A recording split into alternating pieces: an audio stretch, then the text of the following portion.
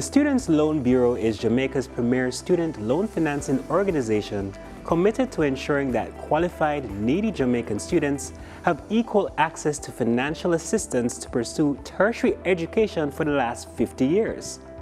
In excess of 10,000 students apply for loans annually, and on average, 99% of these are successful in accessing an SLB loan. Welcome to Finance Matters. I'm Daniel Pasley, and today I'll be speaking to the Executive Director for the Students' Loan Bureau, Ms. Nickeisha Walsh, about how they're making it easier for persons to access tertiary education. Remember to like, share, and subscribe to our YouTube channel. Follow the Ministry of Finance on Facebook, Instagram, and Twitter to see all the episodes and highlights.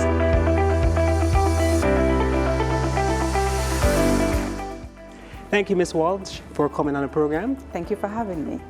Now, recently, the Students' Loan Bureau has celebrated something monumental. Could you tell us a little bit more about that? Well, the student loan is celebrating 50 years in existence, and so far in 50 years, we have issued over $51 billion in loans to approximately 340,000 students. So $51 billion to $51 billion. Over 340,000 students? Yes, that is correct. Wow. How is the Students' Loan Bureau making it easier for current and prospective students to access loan support?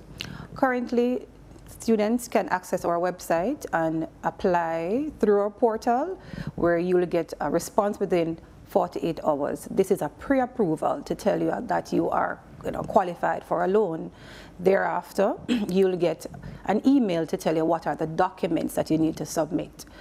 Since COVID, we recognize that persons cannot come to the office to drop off their documents. So what we have done, we have partnered with 3 ATIs, which is University of the West Indies, University of Technology, and NCU. You can drop off your information at those colleges and they will submit it to us. Also, we have a Dropbox facility in the office, so you can put it in our pre-envelope and you can drop it off, where we will call you and tell you that your loan has been applied and you can now come in and sign the promissory note. So we are looking at ways where you don't have to actually travel to the office. Yeah. So we are currently developing a system, a new loan management system that will have our applicants, our students, not just apply, but also upload your documents, and we have partnered with the university, so we will get the information directly from them through their portal in terms of confirmation that they're confirming the university, and also their information on their status. So if you're a returning student, we will want to know what is your current GPA, and because you have to have a minimum GPA in terms of to apply for a return student. So what is the minimum GPA? The minimum GPA is 1.5.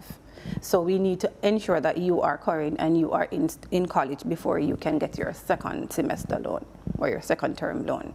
So instead of you bringing in your GPA, we are using the portal through the ATIs to access those information. So we want it to become easy. You stay at your home, you apply, you upload your documents, we validate the information, and then you can come in and sign your promissory note without making a trip more than once. So do you still need more than one guarantor? No, since this financial year, you are only allowed to have one guarantor. We assess our risk and we recognize that, moving forward to assist persons in terms of getting all the documentation together, we are just accepting one. And that was announced by our minister this financial year. So we're in this challenging period of COVID-19. How has the trends been like for persons who are applying for student loans for the last year? Oh, I'm happy for that question. Last year, we saw a 4.5 increase in applications. We recognize that pandemic, it's new. Persons weren't having the opportunity to go overseas to do the work and study program. We saw where parents are no longer employed because of the fallout in the economy. So persons now access our benefits. So we're happy for that 4.5 increase, and we want to make sure that our facilities open and enough funds to access even more persons. And I saw in the news about the Jump Start program. I see that's an exciting initiative being launched by SLB. Could you tell us more about that? Well, we recognize that Outside of the loan facility, there are some programs that are above our limit. So student loan maximum for our loan is $1 million. And there are some programs, and there are some persons, not just tuition needs, but school-related expense. Yeah. So our Jumpstart scholarship is valued at $300,000 each for 10 lucky students.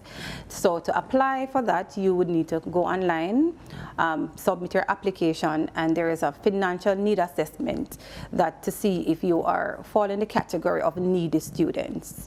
So that is a one-off scholarship for only persons entering in their first year. Only in their first year. Yes, it's a jump start into college. So we want you to, be able to go to college and pay for other school-related expenses. And that is how we feel like we want to give back, especially at this juncture in our 50 years. Wow, great initiative. Now, Thanks. how can persons access more information? You can go to our website, www.slbja.com, or you can also come into our office and collect the application form, or you can send us an email at info@slb.com, and you can also follow us at Student Loan Bureau on the other social media handles. Thank you, Ms. Walsh, for coming on the program and sharing some pertinent information about the new developments happening at the Students Loan Bureau. Thank you for having me.